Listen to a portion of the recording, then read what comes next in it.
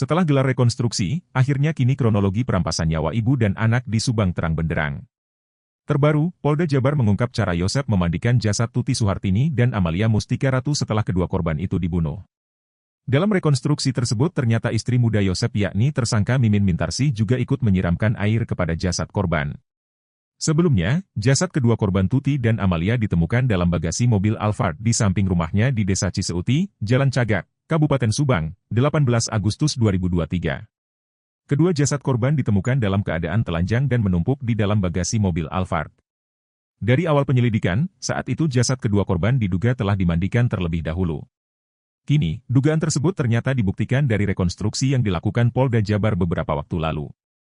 Bahkan, Polda Jabar juga mengungkap cara Yosep memandikan kedua korban yang tak lain istri dan anaknya sendiri.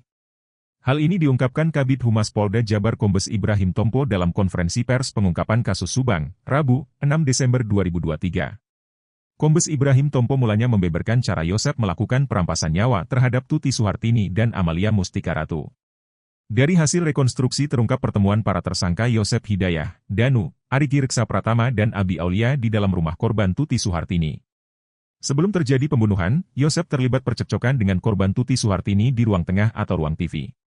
Dalam percekcokan tersebut kata Ibrahim Tompo didasari Yosep yang selama ini kesal karena jatah uang yang diberikan korban. Saat terjadi percekcokan, Yosep juga hendak berusaha mengambil uang di kamar putrinya, Amalia Mustika Ratu. Tuti berusaha mencegah Yosep mengambil uang yang diduga 30 juta rupiah tersebut. Sementara itu, percekcokan tersebut disaksikan 3 tersangka lainnya, yaitu Arigi, Abi dan Danu. Dari sana Yosep membacok Tuti hingga terjatuh di sofa. Setelah korban terkapar, Yosep mengambil stik golf di kamar dan memukulannya ke Tuti. Lalu, Yosep memberikan stik golf itu kepada Danu. Ketika Yosep menarik kaki korban ke bawah, Danu ikut memukul Tuti. Selain Danu, tersangka Arigi turut membacok Tuti menggunakan golok. Setelah menghabisi nyawa Tuti, Yosep kemudian menghabisi nyawa putrinya, Amalia Mustika Ratu. Ketiga tersangka, Arigi dan Danu memegangi tangan kanan dan tangan kiri Amalia.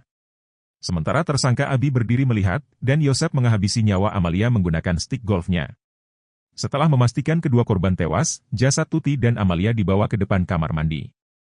Jasad Tuti Suhartini dan Amalia digeletakkan di lantai depan kamar mandi tersebut. Ternyata Yosep tak memandikan jasad kedua korban di dalam melainkan di depan kamar mandi dekat dengan dapur. Kemudian Yosep menyiramkan air ke kedua jasad korban. Bahkan tak sendiri, ternyata Yosep memandikan jasad kedua korban bersama istri mudanya, Mimin Mintarsih. Download Tribun X sekarang, menghadirkan lokal menjadi Indonesia.